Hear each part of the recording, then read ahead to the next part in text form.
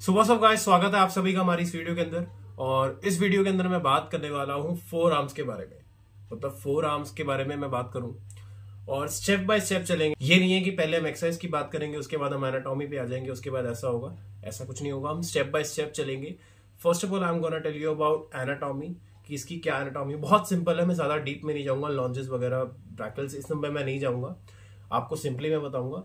उसके बाद आपको बताऊंगा एक्सरसाइज इसकी क्या है, एक्सरसाइज कैसे परफॉर्म करनी है, एंड द लास्ट थिंग कितने रेप्स लगाने हैं और कब, यानी कि वीक में आपको कितनी बार ये ट्रेन करना है। और ये भी मैं आपको बताऊंगा कि किस मसल्स के साथ इसको ट्रेन कर सकते हो ताकि और ज्यादा बेनिफिट मिले। So let's begin with the video. तो सबसे पहले शुरुआत होती है एनाटॉमी के साथ। एनाटॉमी क्या होता है, आप कोई भी अगर अपनी बॉडी का मसल जो होते हैं बनाते हैं, तो पूरी जो बॉडी का एक स्ट्रक्चर है, जो मसल्स होती हैं, उन मसल्स की स्टडी को हम एनाटॉमी कहते हैं। जो बायोलॉजी के स्टूडेंट्स हैं उनको पता होगा, एनाटॉमी का अलग से सब्जेक्ट होता है उन लोगों का। सो फोर आर्म्स की जो एनाटॉमी है वो बहुत सिंपल है। अगर आप इसको बहुत साफ शब्दों में अगर हम सुनेंगे, सो ऊपर का जो पॉइंट होता है दैट है एक्सटेंसर, यानी कि जो ऊपर की जो फोर आर्म होती है ये वाली, ये एक्सटेंसर होती है, और जो नीचे का जो हिस्सा होता है वो फ्लेक्सर होता है। ठीक है, अब इसके अंदर फ्लेक्सर लॉन्ज भी आती है, एक मसल आती है, ब्रैकल्स की ये मसल भी आ रही है यहाँ से, यहाँ पे कैपलिक करके एक मसल होती है, और एक्सटेंसर पे भी सेम बहुत सारी डीप मसल्स होती है, लेकिन हम उसमें नहीं जाएंगे। We don't want to study about that topic. हम खाली यहाँ पे मसल्स बनाने के ऊपर बात करेंगे, how to train that muscle.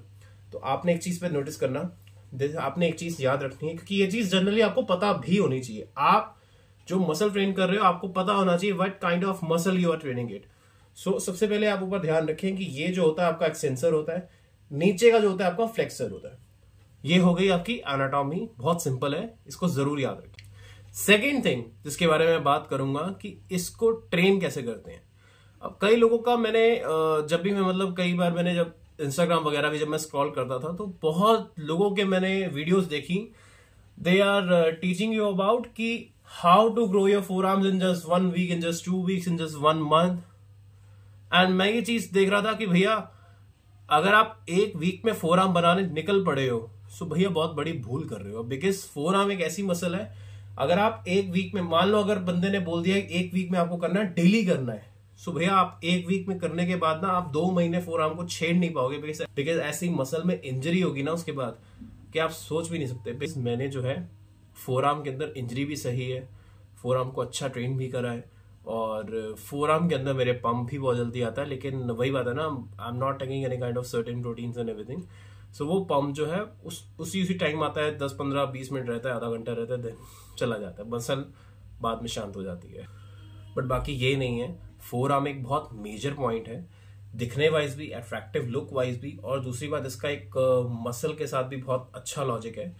आप मान लीजिए आप जब चेस्ट लगा रहे हैं, या फिर आप शोल्डर लगा रहे हैं, या फिर आप बैक लगा रहे हैं, कोई भी जब आप मसल ट्रेन कर रहे हैं, स्पेशली जब आप किसी चीज को पुश करते हैं, आप जो पुश पुल का कॉन्सेप्ट होता है जिम वगैरह में यूज करते हैं कई लोग, तो जब आप पुश करते हैं, supposingly you are doing shoulder press, you are doing incline bench press of for chest, so आप जो है डंबल को पुश कर रहे होते हैं। सो डंबल के लिए जो सबसे पहले हाथ आप व्रिस्ट से उसको डंबल को पकड़ते हैं, व्रिस्ट से सबसे पहले जो आपका पेन है वो इस साइड में जाता है, फोर आर्म के ऊपर जाता है, देन वो आपके शोल्डर्स पे आता है, देन आपके शोल्डर्स जो है वर्क करते हैं। सो सबसे पहले तो आपको अपना फोर आर्म स्ट्रांग करना चाहिए। फोर आर्म के बगैर अगर आपका फोर आर्म स्ट्रांग नहीं होगा तो ये जो व्रिस्ट है ना, ये हिलती रहेगी। बहुत सारे लोगों को मैंने जिम में देखा है दैट उनका फोर आर्म स्ट्रांग नहीं होता, they don't do four arms at all, और वो जो है बहुत हैवी लगाएंगे, 35-40 किलो के डंबल पे भी चले जाएंगे, और उनका कभी कभी ऐसे 2 रेप लगाए और नीचे। आप लगाने को बहुत हैवी भी लगा सकते हो, अगर आप उस चीज के लिए ट्रेन भी नहीं हो तब भी आप 3 से 4 रेप निकाल सकते हो अगर आपका फोर आर्म स्ट्रांग है। बिकॉज अगर आपकी ये चीज एकदम स्ट्रांग विल पे है, सो ये चीज तो कहीं नहीं जाने वाली, सारी फिर ताकत यहां से लगेगी। So coming to the point कि आप इसको ट्रेन कैसे कर सकते हैं, तो मैं आपको 4 से 5 आपको मैं मेथड बताऊंगा। लेकिन ऐसा नहीं है कि आपको जब आप ट्रेन कर रहे हो आपको 4 से 5 मेथड ही अप्लाई करने हैं, you just need to apply 2 और 3 मेथड्स। सबसे पहला मेथड है